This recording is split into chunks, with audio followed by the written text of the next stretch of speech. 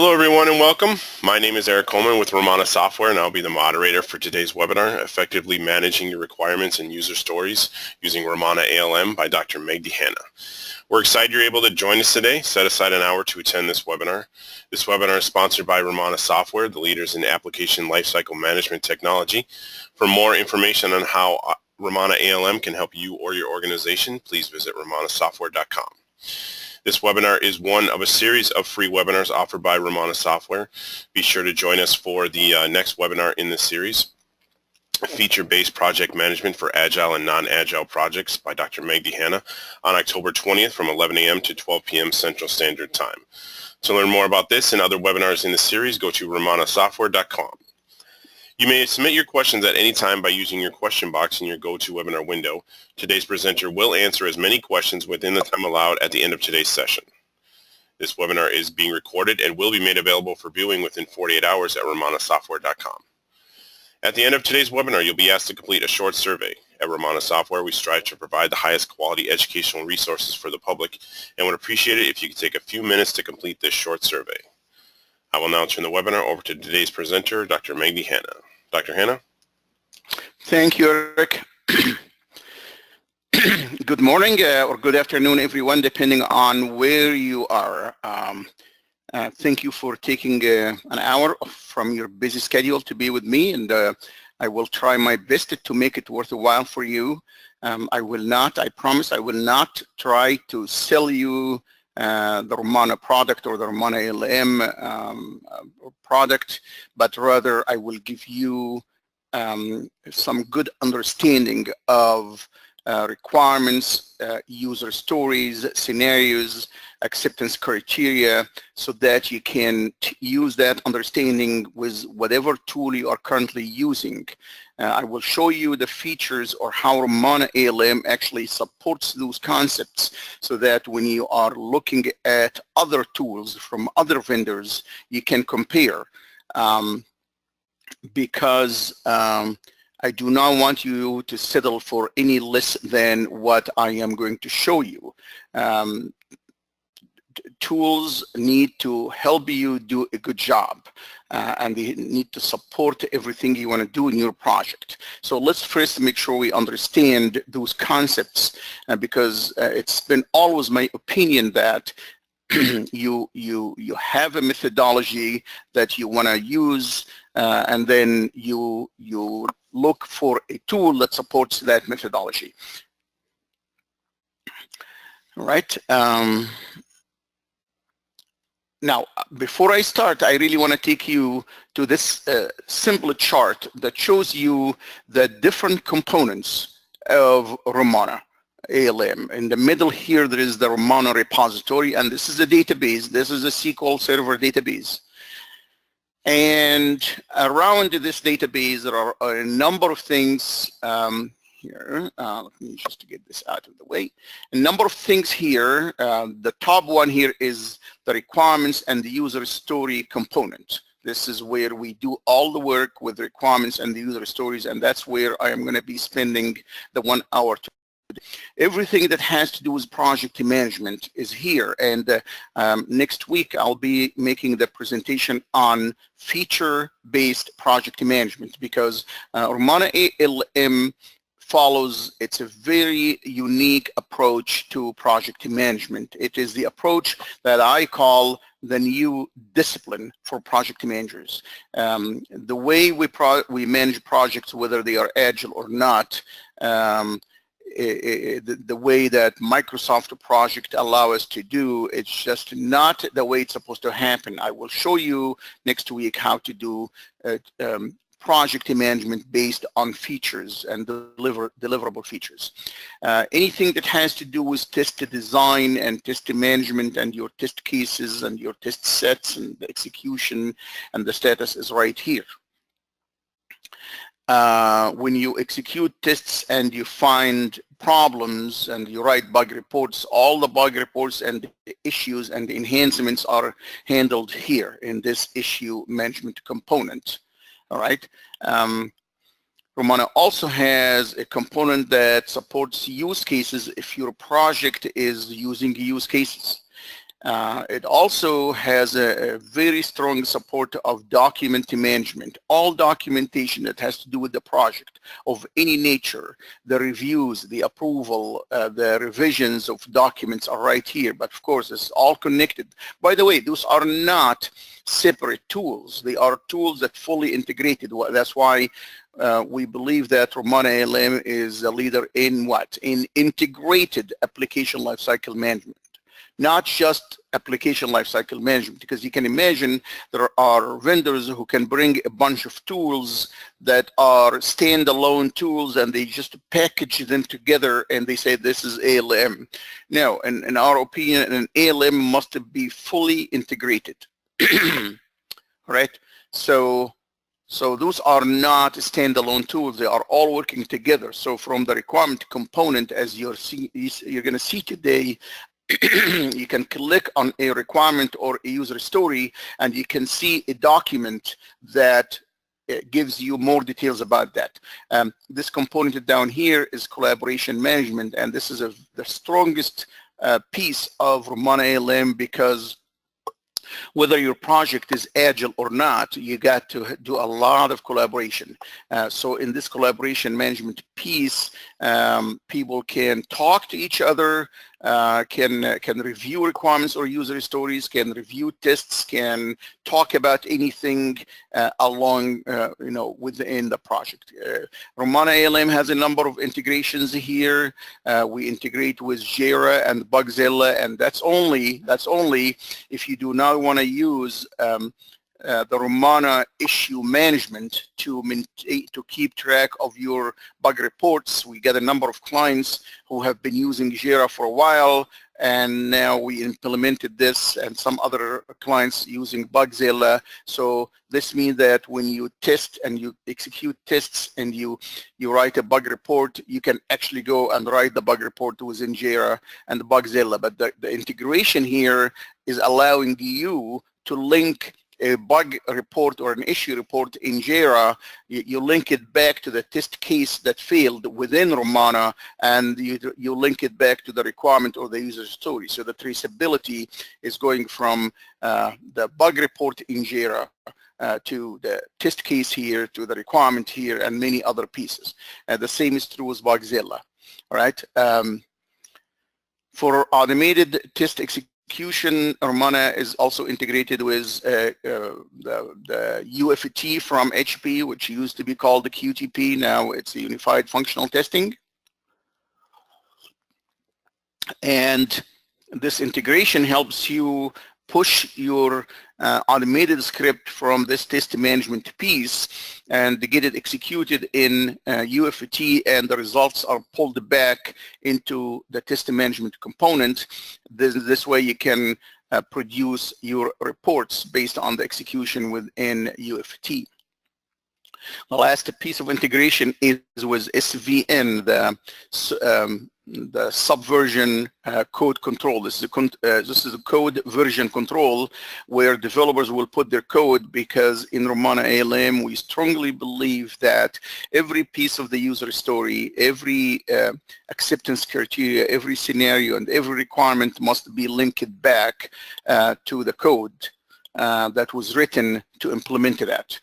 So that integration is happening here with the requirement component. It's happening here again with the use case component, and I believe it is also happening here in the issue management piece, because when you have a bug report, we always want to show the code that was written to fix that problem. Or if the issue was an enhancement, then we would like to show you the code that was written to do this enhancement. That's briefly an overview of Rommana ALM, but let me dive into some of the material I want to cover here.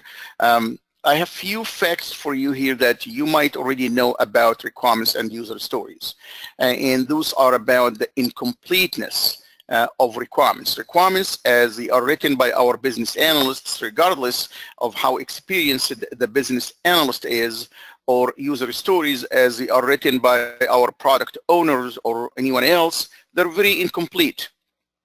They're missing a lot of details. They're not good enough to be used for development and for testing.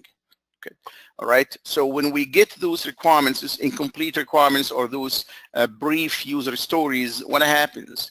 Everyone starts making assumptions. Developers make assumptions.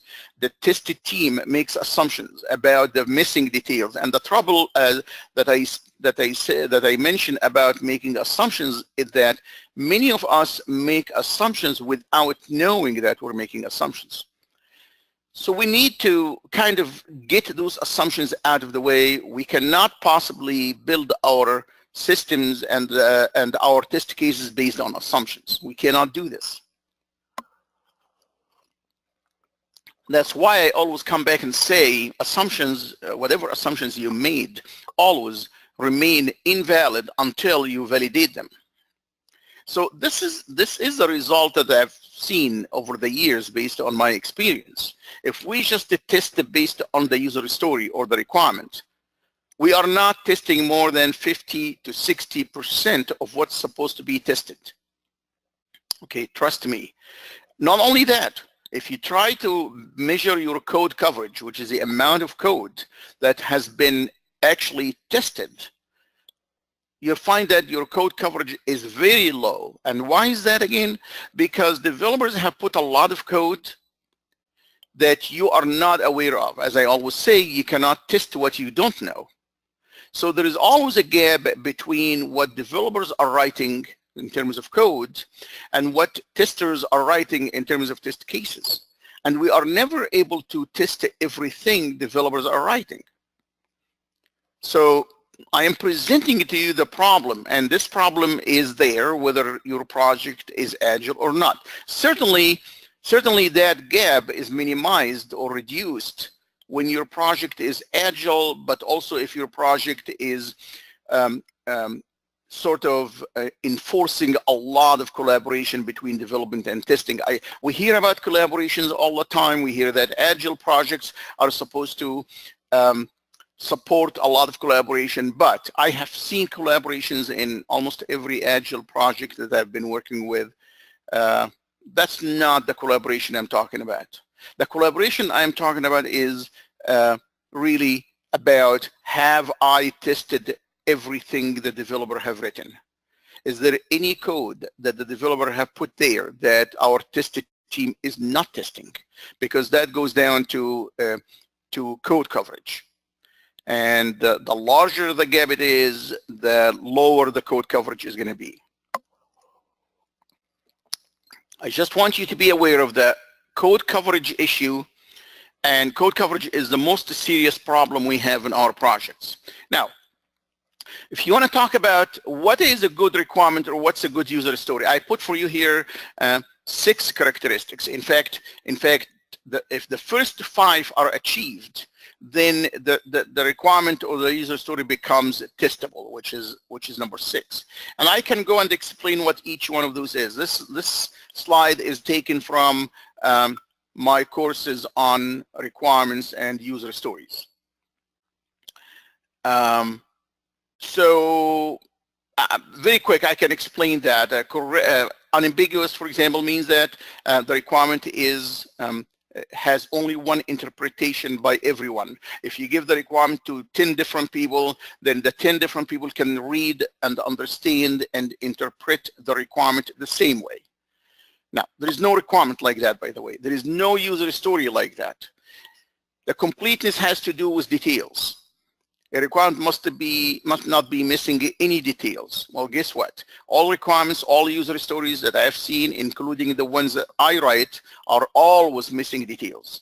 And if the requirement or the user story is missing details, then as I said earlier, developers are going to start making assumptions, the test team is going to make assumptions, and no one can guarantee that any of those assumptions are even in line with what our customers wanted. So the end result is that we produce systems that behave in a certain way that may not be exactly what the customer wants. But most importantly, we release systems that do not do everything the customer ever wanted them to do.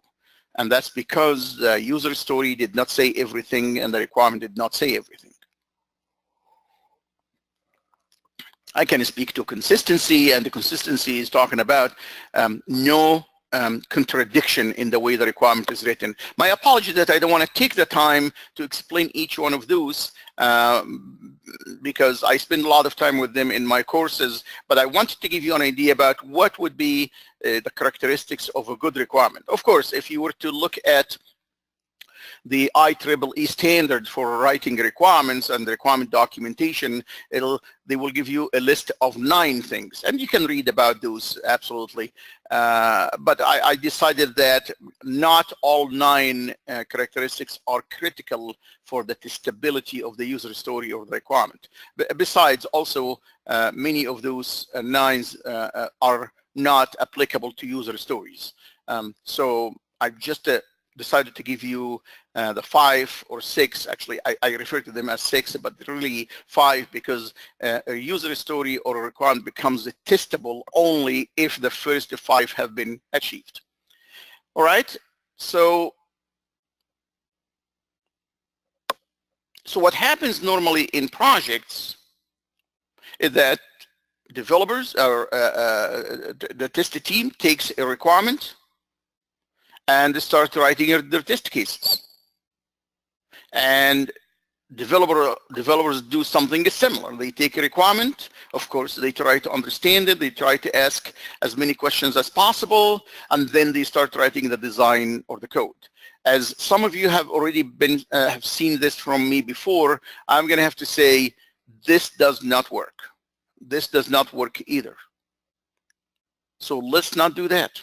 Why? Because based on what I just said in the previous slides, if a requirement is not complete and it's not, if it is ambiguous, if it is missing details, and if it is inconsistent, then there is no point of this. There is no point of trying to write test cases or test scripts or design or code based on those requirements.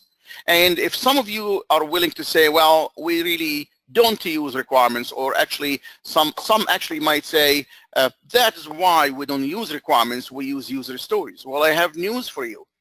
User stories do not make things any better. In fact, I'm willing to say user stories makes things much worse. Why? Because user stories are brief. They're higher level than requirements. So that's why in the next slide here, I wanted to put for you the limitations that I see for user stories. So if you are working on an agile project and the project is using user stories as opposed to requirements, or using user stories in conjunction with requirements, these are the limitations that I've seen with user stories. That's why I am not personally, as a project manager, I'm not too crazy about user stories, okay? Or when I use user stories, I use them my own way, and you're gonna have to listen to me in another webinar to hear what my own way of using user stories. But it goes without saying that user stories are very brief and high level. No one can argue that. User stories by themselves do not have enough details. So if we believe that requirements or some requirements are incomplete and missing details, well, guess what? When we take that requirement, break it down to user stories, if we do, then user stories are even have much less details than any requirement. Now, keep in mind, user stories, or the whole thing about user stories, was invented or was followed because people want to relate everything the system does to user. That's why they're called user stories. So that's why the format of a user story is something like this. As a role within the application, I want to be able to do something. So as a customer, I want to be able to place orders online. Or as a customer, I want to be able to view my order online, things like that. Well, it goes without saying, and we all know that not everything we want the system to do involves the user. So there is so much stuff, and you know that, I know that, everyone does, that there's so much stuff the system will do regardless of what users are there. Simple things like, okay, calculating taxes. So if the system is supposed to calculate taxes with a certain percentage of sales taxes. So how do I write this in user story? So again, you're gonna have to see what I say about user stories in my course on requirements and user stories for agile projects. But am I saying that don't use user stories? No, you can use user stories like we do with everything else, but you must be aware of the limitations and you must do something to overcome those limitations, and you have to be able to handle what user stories do not handle in a different way. Now, most people, when they write requirements, they write requirements in the form of what should happen or what shall happen. In the requirement side, people say, customer shall be able to do this, or user shall be able to do this. On the user story side, we say, as a customer, I want to be able to do this. As I said, as a customer, I want to be able to check the status of my order online. Okay, this is all good, but this is what I refer to as positive requirements, shall do requirements. Well, guess what? In my experience, I found that most of the problems that happen in systems are because of poor handling of what I call shall not do requirements. The shall not do requirements are about things we do not want the system to do. If you have attended some of my courses, even in test design or test management, you probably heard me talking about that. We get so busy talking about what the system must do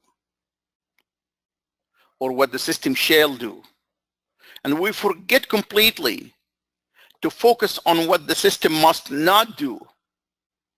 You want to make sure the system does everything it's supposed to do, but you also want to make sure that the system does not do anything that it is not supposed to do. Please keep that in mind. Even if you're not going to get anything out of this webinar today, that's one single thing I want you to get out of it. The negative requirements, the shall not do requirements. Because the truth is, if you look at all the bug reports coming from the customer, they're all because customers tried to do something, or users tried to do something they were not supposed to do, and the system allowed them to do it. So the only reason I'm bringing this up here in this presentation is because I want to say it clearly. User stories are not good for stating shall not do behavior. I want you to go back to all the user stories you have in your Agile project, if you have those, and tell me if there is any user story that is stating something that the system must not do. And if you remember one right now, please share it with me. It's very strange, very interesting. When I look at user stories written for any product, the first thing I look at is how many shall not do there. And I find none.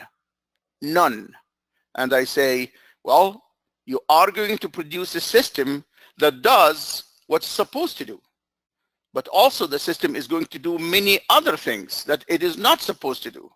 And you're not paying attention to those, and you're not testing those. Okay, enough about shall not do's. How about quality requirements? If anything that has to do with performance, response time, reliability, survivability, there is about roughly 16 different quality aspects that we must include in a system. And user stories are focusing only on the functional aspect. So that's why you hear me always speaking about functionality of the system and the quality of the system.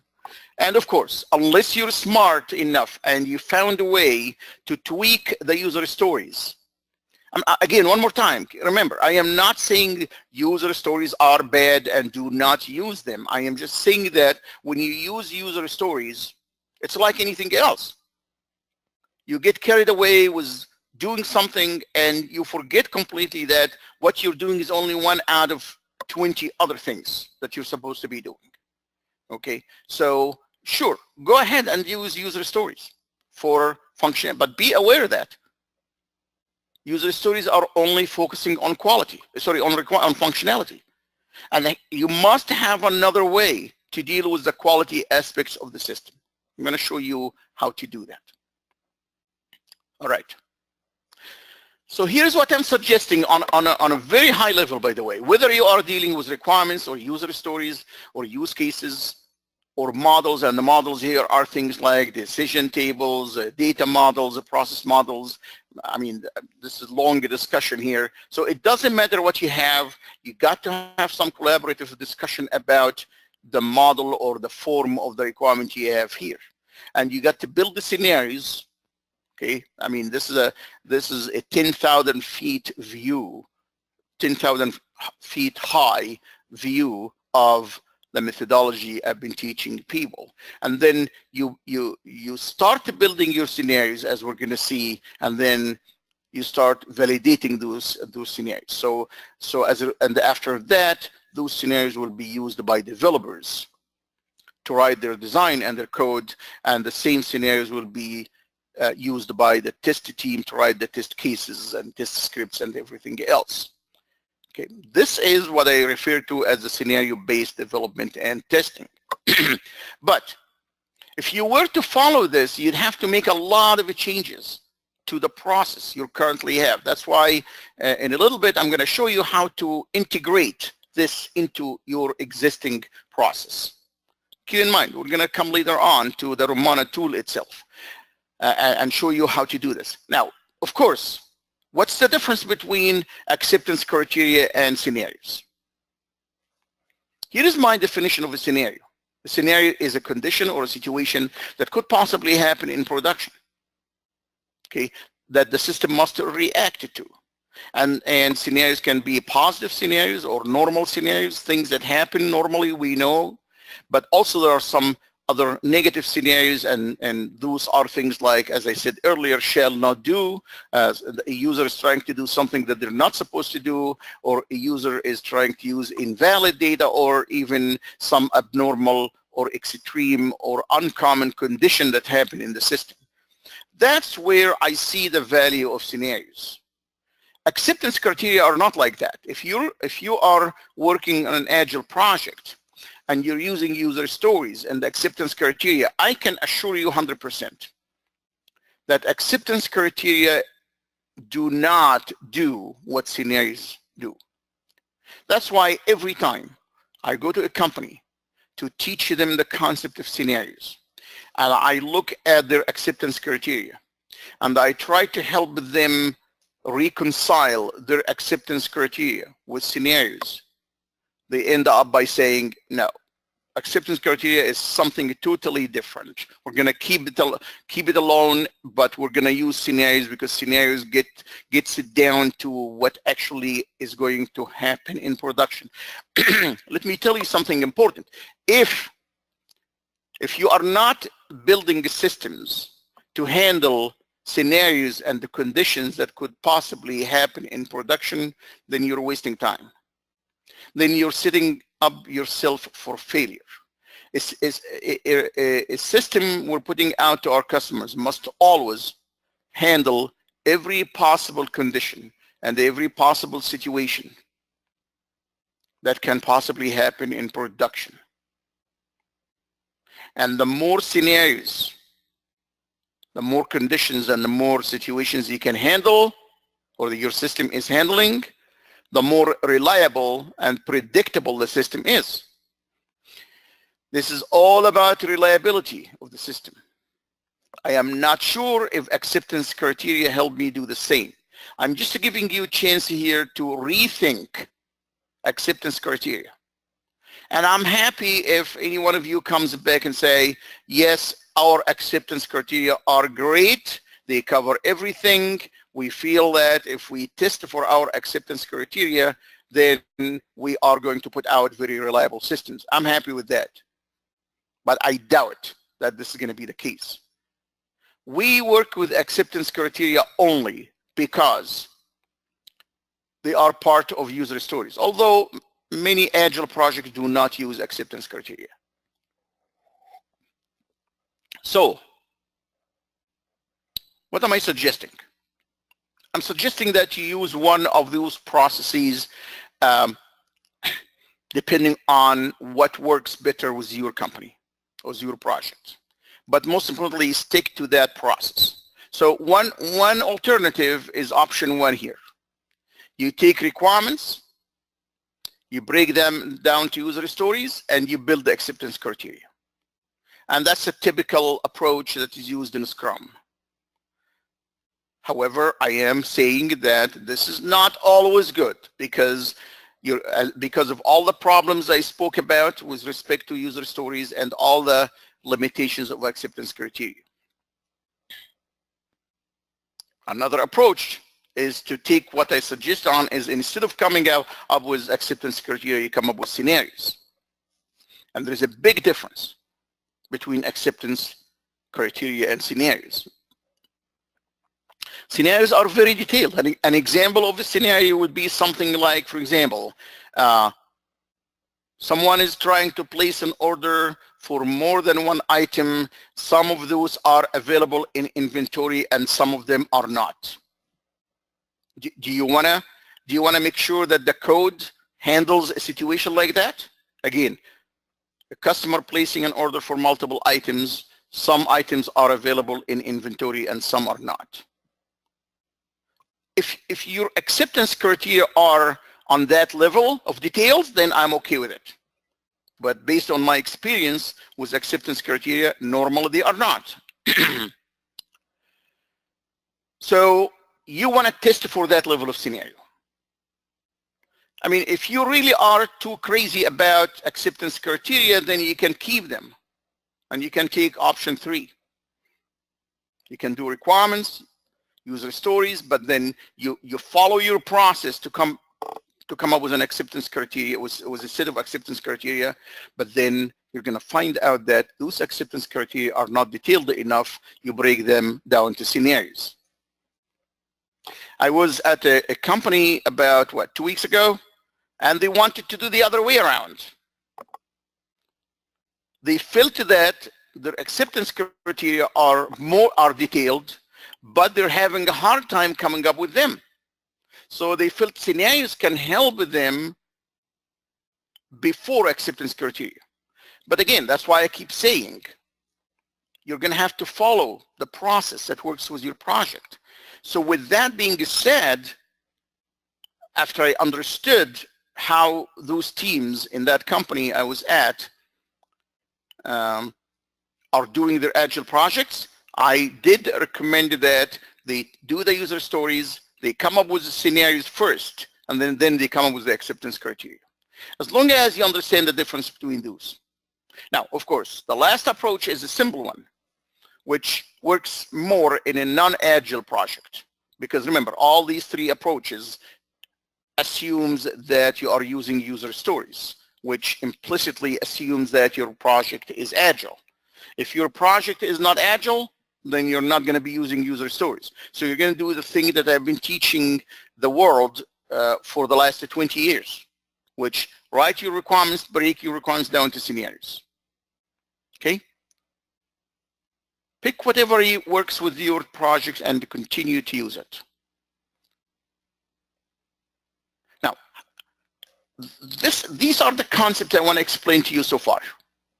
Now, of course, in order to do any one of those, the tool you're going to be using should allow you to do requirements and user stories and acceptance criteria and scenarios.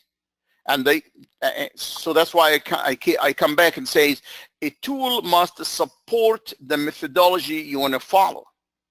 Now, the screen you're looking at here is a screenshot from the requirement screen in Rommana ALM. And I'm going to show you this screen in a little bit live. But what you're looking at is a requirement that has a requirement name, requirement description, and it has other things. We're going to be talking about them now. Okay? On the other hand, the same screen, as you can see, is allowing you to do user stories. And how do you do, how did this become a user story and this became an acceptance criteria as opposed to this, which is requirements and description? Very simple. A tool should allow you to switch back and forth between agile versus non-agile. Okay, and that's why, that's one of the strengths of Rommana ALM. You want to do things agile, you can do them agile. So you're using user stories, you're using acceptance criteria and many other things that we're going to see. You want to do requirements, then you can switch back to requirements. And that's was a simple mouse click. It's not a big deal. You're going to see it in a little bit. Okay. Now, you can see down here, there's a button called scenarios. And I just want to give you an idea about what scenarios look like. If I were to click on this button on the live tool, I'll get a screen like this that shows me all the scenarios that were written for this requirement or this user story. See that scenario, I'm going to go back here. That scenario button is there, whether you are dealing with a user story, or I'm going to go back here, or you are dealing with requirements. It doesn't matter. Because if you want to write scenarios for requirements, you should be able to. If you are dealing with user stories and you want to write scenarios, you should be able to. If I were to click on this button, scenarios, I should see all the scenarios written for the requirement or the user story, depending on what I'm using. And every scenario has a title, a description, but here is what I see the most critical benefit of scenarios, which acceptance criteria do not do for us. And that's why the title of this slide is Scenario-Based Risk Analysis. We all know that there is no project that can work without risk analysis. Most people do the risk analysis on the requirement level, which is very high level. I don't know how we in Agile project could possibly do risk analysis on the user story level, because the user stories are on a much higher level of details than requirements. Now, some other people do the risk analysis on the test case level, trying to understand which test cases are more critical than others. But as I always say, to wait until you come up with your test cases and you do your risk analysis, it's not reasonable, because you already spend a lot of time coming up with the test cases, and you might find that some of those test cases are not critical enough and you're not going to test them because you don't have time to test them. So that's why I strongly recommend doing risk analysis on the scenario level. As you can see here in Rommana ALM, and this is the scenario screen from Rommana ALM. Okay, and I just ran an exercise very quick, so that's why you see I am the one who entered all those scenarios, and every scenario has what? Frequency of occurrence, impact of failure, probability of failure, and based on these three, Rommana ALM calculates a priority for that scenario. So if you have a user story or a requirement that you end up by having 30 or 40 scenarios, well, let me tell you this. You'll never be able to test all scenarios. Yet, it was very important to come up with the scenarios because developers need to write code to support those scenarios. So let's make that clear here. The fact that we are going to decide not to test certain scenarios has nothing to do whether developers are going to write code or not. Developers are going to have to do the design and the code to support every scenario that we believe could possibly happen in production. However, we as test team, we may decide based on our own time that we may not test every single scenario. That's why, based on these three factors, Rommana ALM calculates this priority, and it is actually a testing priority. And this is simple calculation. This is the average of all three. If you consider medium being 2, high meaning 3, and low is 1, so you add 2 plus 3 plus 2, that is 7 divided by 3 is 2.33, right? Here, for example, same thing. 1 plus 2 plus 1, that's 4. Divided by 3 is 1.33.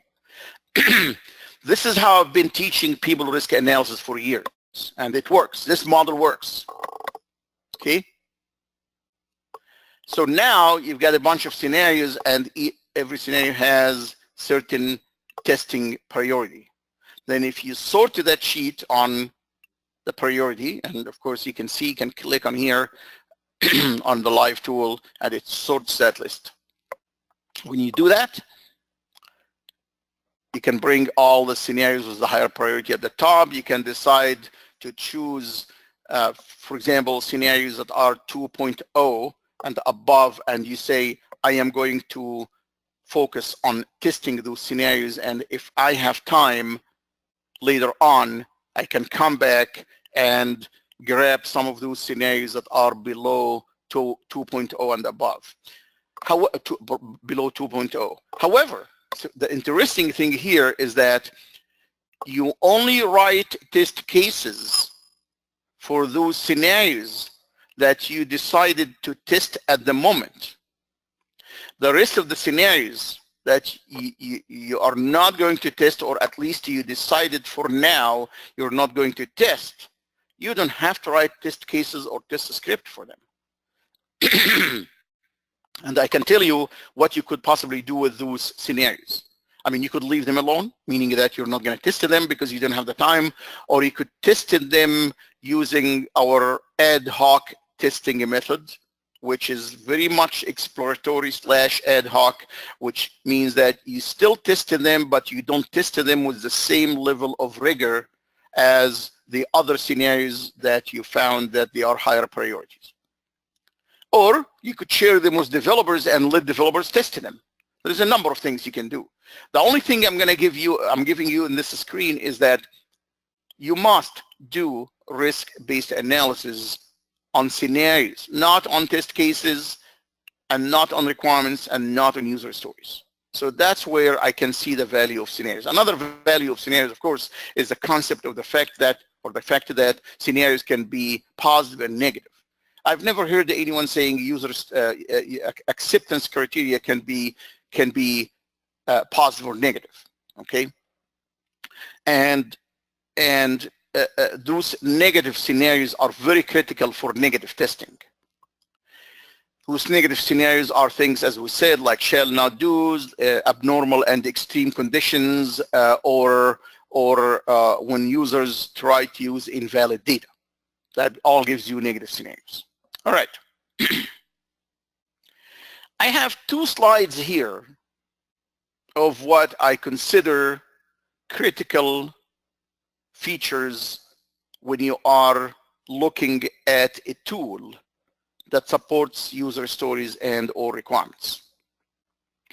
I mean, I can go through them very quick, but I also can show you those features in the tool itself.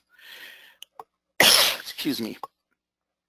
Now, of course, many of you will say, well, yeah, you consider those critical because they are supported by Rommana ALM. Well, I'll tell you something. Rommana ALM was built to support what's critical.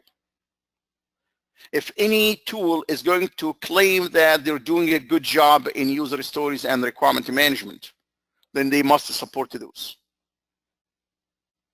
Some of those may not be as critical to your project as other projects. All right? So, for example, do we want the tool to help me allocate or assign or plan different user stories and different requirements for different releases and sprints? Of course, and that's a given. If a tool does not do this, then it's not a tool. Don't use it. A tool, as I said, must allow you to define scenarios and acceptance criteria for requirements and user stories, depending on what you want to use. Any reasonable tool must allow you to keep track of changes made to requirements and or user stories. We should not be assuming that user stories are going to be written and going to remain as they are. We're going to have some discussions about the user stories, but they're going to change. And we need to keep track of the changes over time. Okay. I even go further with the changes and say, we need to keep different versions of requirements and user stories. What if we took a user story or a requirement and we implemented them and the customer came back and said, no, that's not exactly what we want. Or the customer said, the business changed it and we need to make to this. Well, we already have the requirement or the user story that we have already written the code for, we have already written the test cases for. Are we going to throw this away? No. That's going to be version 1 of the user story or the requirement. And I need to maintain version 2 and version 3 so that anytime I can go back to the history here and find out how version 1 and version 2 and version 3 are different. A tool, whether it is a requirement tool or a user story tool, should allow you not only to define functionality, but also quality and business rules and everything else, as we're going to see. Now, we all know that a requirement or a user story does not have all the details we want. That's why a tool must allow you to associate certain artifacts and models and diagrams that provides you more details about the user story or the requirement. If a tool does not allow me to do this, so how am I going to rely on it to tell me the whole story? The user story is very brief. And I want to be able to associate within the tool. I'm not talking about we write something that says, please see diagram number, whatever. No. I'm talking about a button that I can click in the tool that can open a diagram that gives you more details about how the user story would work or how the requirement should work. Collaboration is very critical, as you know. And a good requirement tool or a user story tool must also provide lots of collaboration. Very flexible, very easy for people to use. Relationships between different user stories and between different requirements are critical, and the traceability down here, I say full requirement traceability is a must. So the traceability meaning that you trace requirements or user stories back to the test cases that were written, you trace them back to the code, you trace them back to the bug reports that were created, and so on. So this is just a high-level discussion of the different features.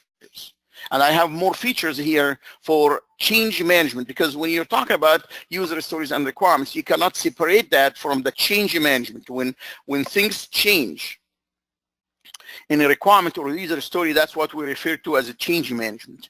And customers will always change their mind, even after we start working.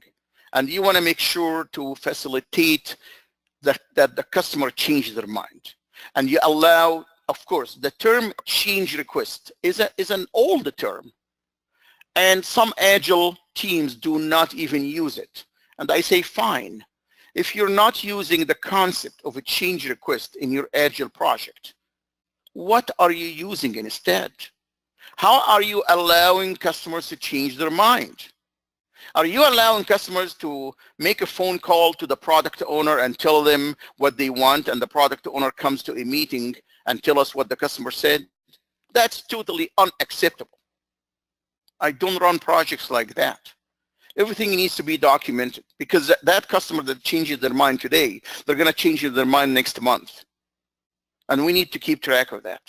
So forget about the term itself, change request. Because I know some of you working on agile projects, they're going to come and say, well, change request is something of the past. We used it with non-agile projects. Fine. Why do we have to throw away good concepts that we used with non-agile projects? I think some of the project managers who are managing agile projects probably did not manage a non-agile project. That's why they don't know the real true software engineering. I'm sorry, guys. I worked as a professor of software engineering for a number of years at a university that only issues masters of software engineering. So you can sense it in my talk that I have great respect for software engineering, and I have great respect for agile, but I do not like agile that compromises all the discipline of software engineering, because then we forget everything we learned over 30, 40 years. All right.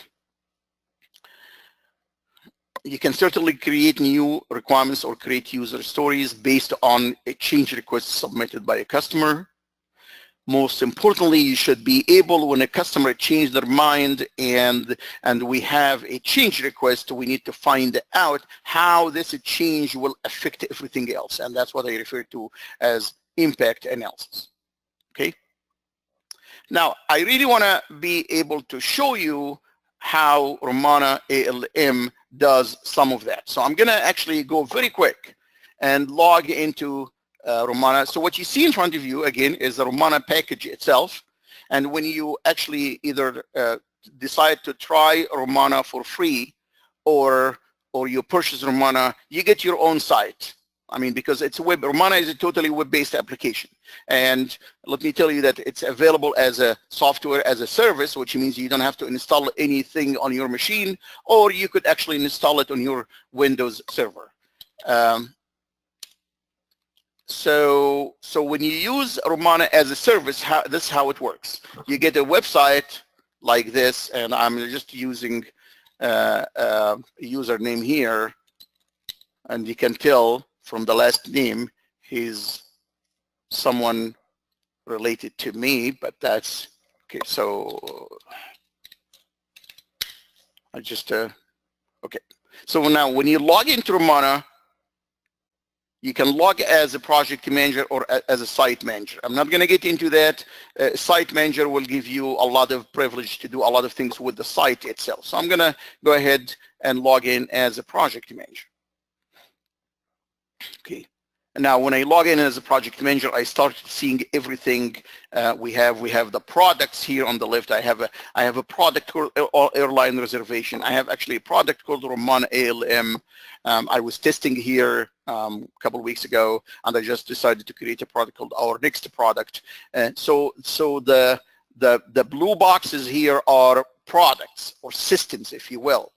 Under that, there are projects. So when you highlight a project, when you highlight a product, you see on the right here, so for example, if I go here, here's now I'm working with this, and this is the project. So let me work here with the airline reservation system. This is a project. So if I click here, and of course there are a number of things you can do with a project. So I'm gonna open this project right here. That gives me everything about this project. The project, as you can imagine, its duration. Now, just looking at the top here, I have user stories. That means this is an agile project. Okay, and someone says, do we really want to do this as an agile project? Maybe not. So I click here on project. Very simple. That's really what I'm talking about. Scroll down here, go and view and edit project. This is the characteristic of a project. If you do that, and one of the simple questions here, when you start a new project, is this project going to use an agile methodology or a non-agile methodology? If I simply, so right now, because it's using an agile methodology, it is allowing me to specify sprints. If I say, no, I am going to use a non-agile methodology, guess what? The sprints disappeared. Okay? So I'm going to do that. And if I were to save, guess what? Everything is going to change immediately to support a non-agile project. And the item that was called the user stories at the top, now it's called the requirements. And if I were to click here to get to the requirement screen, okay, which I will. Now this is the requirement screen. Okay, and I don't have any requirements here. So no, actually I have one here. So if I were to click on this, I just, okay, whatever it is. Again, I was testing here. I wanted to bring you a blank project so that I can show you how you can create. So this is a requirement. I have requirement description. I don't have acceptance criteria. I don't have anything else. And I can go back easily. It says, no, let's stick with the with the agile methodology. Okay, and I'm going to go back here to the project. I'm going to change it to an agile methodology. I can add my sprints later on, but I can save now. So my requirement screen now, and everything else, like now with the agile methodology, I'm going to have the burn down charts and everything that goes with an agile methodology. Without, if I'm doing it on agile, then I'm not going to have any of that. So now I'm going to click on user stories.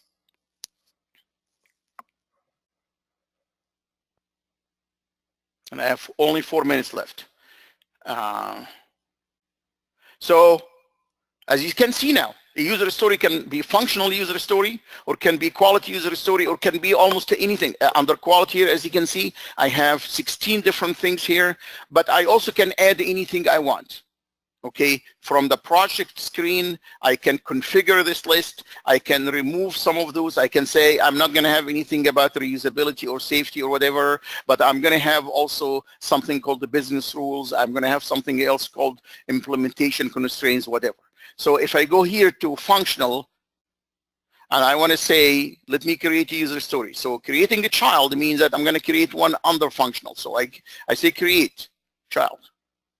And since this is an airline reservation system, let me add a user story here that says something like, as a customer, I want to be able to upgrade to first class and pay the difference. Okay, so that's the user story. Very simple, safe. I can start adding my acceptance criteria if I wanted to. So I can say pay using Visa card. Okay, pay using MasterCard. Pay using whatever.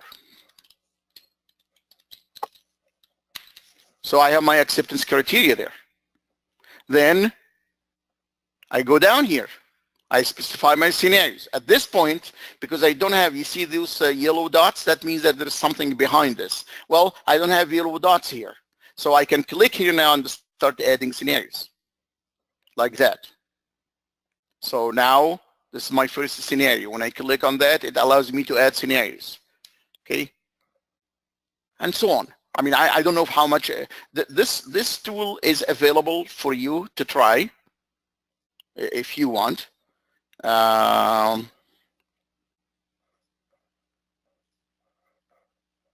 the Rommana ALM software. Okay, and you can go there, and if you click on now here is what we decided to do to make it available for the least amount of money. You can start for as low as $10 per user per month, and that's if you're willing to install it on your own server.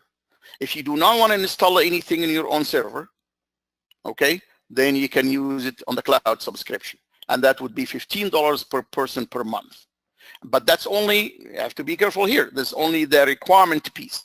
This is the one I was showing you, but it has many things around it. If you want to know what's included in the requirement management component, it's called Rommana ALM. You have the requirement and the user stories. You have all the things that have to do with the change management. You have all the collaboration. If you look carefully, you find that collaboration is part of everything.